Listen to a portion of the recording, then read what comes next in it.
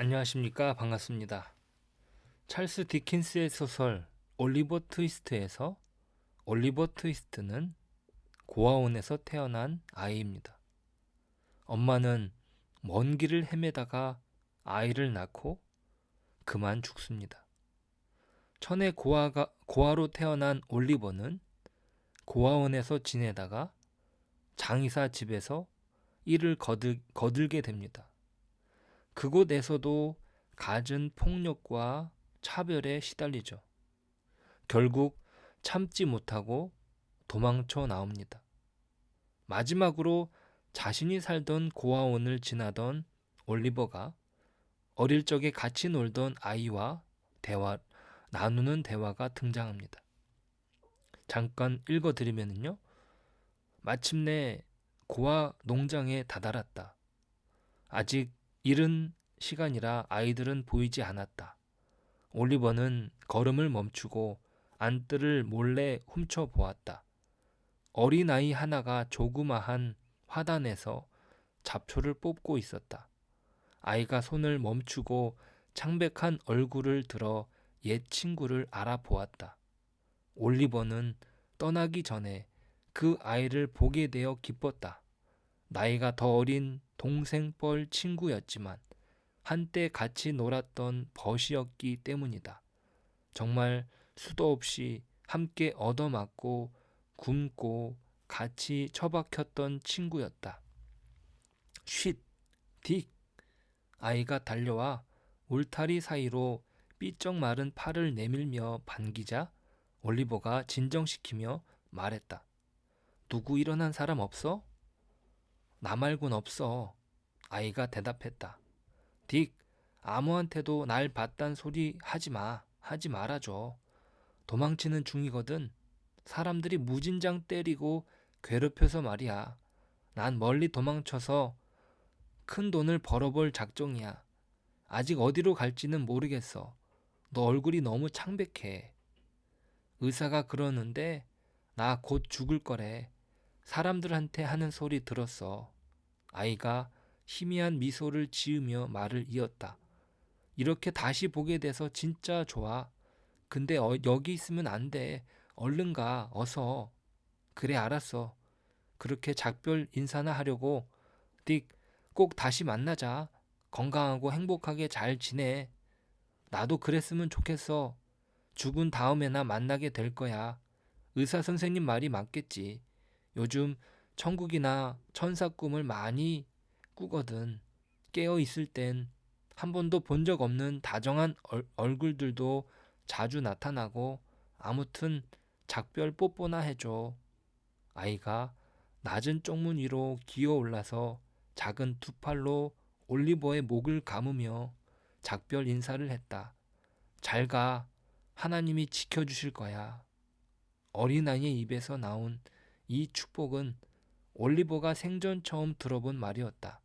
이후로 온갖 고난과 역경, 변화 속에서도 올리버는 이 축복의 말을 단 한 번도 잊은 적이 없었다. 저는 이 장면에서 성경에서 등장하는 출애굽 장면이 떠올랐습니다. 너무나 슬픈 장면이지만 그 속에는 하나님의 은총이 서려 있습니다. 이적은 없지만 하나님의 은총을 깊게 새겨 넣은 장면이 아닐 수 없습니다. 오늘 본문에서 예수님께서 갈릴리로 오게 된 배경은 유대 지역에서 세례 요한보다 많은 사람들이 예수님에게서 세례를 받는다는 소식에 바리새인들이 배척하였기 때문입니다. 그런데 예수님은 고향에서 그렇게 환영을 받지 못하십니다. 하지만 갈릴리인들은 환영합니다. 왜냐하면 예수님께서 예루살렘에서 행하셨던 이적 때문이었습니다. 사람들은 이적에 관심이 많지만 오늘 본문은 단순히 이적만을 위해서 예수님께서 오신 것이 아님을 보여줍니다.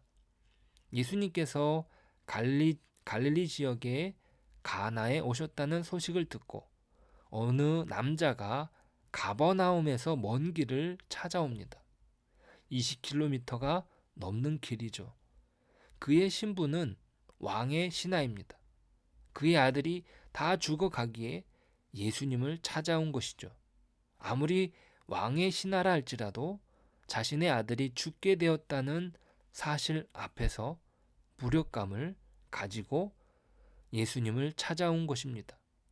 그는 예수님께 자신의 아들을 살려달라고 요청합니다. 거반 죽게 되었으니 서둘러 함께 가시길 원했습니다. 이 사람도 이적을 원했던 것이죠. 그런데 예수님께서는 그의 요청을 뒤로하고 이렇게 말씀하십니다. 48절이에요. 예수께서 이르시되 너희는 표적과 기사를 보지 못하면 도무지 믿지 아니하리라. 예수님은 신하의 요청에 대하여 대답하시는 것은 그를 포함한 갈릴리 사람들을 대상으로 삼습니다. 고향에서 예수를 배척하였지만 갈릴리 사람들은 예수를 영접한 것은 요한복음이 기록하기를 예수께서 명절 중 예루살렘에서 하신 모든 일, 즉 이적을 보았기 때문입니다. 여기서 표적과 기사는 출애굽 때에 하나님이 하신 일을 나타내는 표현입니다. 나중에 사도들도 예수님의 이름으로 표적과 기사를 행합니다.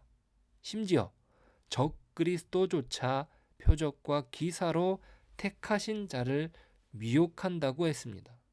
자, 그러니까 예수님께서 경계하시는 것은 표적과 기사만을 쫓는 행위입니다. 실상은 표적과 기사는 하나님의 은혜로 허락된 것인데 사람들은 표적과 기사에만 관심이 있습니다. 어쩌면 서두에 말씀드렸던 찰스 디킨스는 올리버 트위스트에서 불쌍한 고아 소년 올리버가 도망치는 장면에서 하나님이 지켜주실 거야 라는 다른 아이의 축복의 말에서 출애굽의 본질을 말해주는 것이라 생각합니다. 출애굽의 본질은 표적과 기사가 아니라 이스라엘을 향하신 하나님의 은총에 있습니다. 그리스도께서 원하시는 것은 자기의 치료 능력뿐만 아니라 자신을 메시아요, 세상의 구원자로 믿기를 원하십니다. 왜 그렇습니까? 아무리 기적을 경험한다 할지라도 언젠가 사람은 죽습니다. 기적이라는 용광로에 한없이 들어가 앉을 수 없다는 말입니다. 인생에 있어서 진정한 기적은 구원을 받는 것입니다. 죄로부터 태어나 망할 수밖에 없는 운명을 거스르는 것이 진정한 기적이죠. 그 죽음의 운명을 인간이 스스로 거스를 수 있을까요? 불가능한 것입니다. 그래서 이적을 통해서 구원을 보여주시는 거죠. 제 인생에 있어서도 놀라운 이적은 물에 빠졌다가 건져진 역사입니다. 명백히 죽을 수밖에 없었던 상황이었음에도 간절한 어머니의 기도를 들어주신 것이죠. 만약에 그 이적이 단순히 이적으로만 그쳤다면 과연 저는 목사가 될 수 있었을까요? 불가능했을 것입니다. 저희 어머니가 평안 가운데 돌아가신 것도 이적이라고 생각합니다. 지금 천국에서 완전한 구원을 누리고 계신 것은 인간이 누릴 수 있는 가장 온전한 기쁨을 누리는 것입니다. 인간이 누릴 수 있는 가장 행복한 가치는 구원입니다.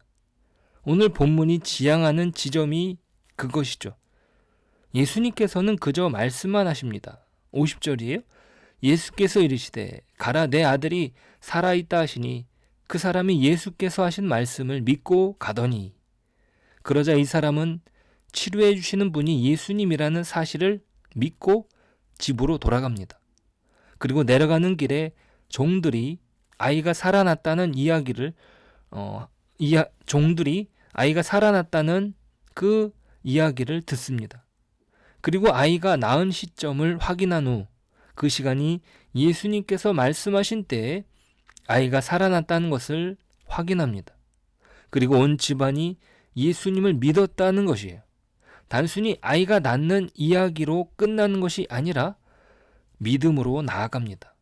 그것도 온 가족들이 믿게 되죠.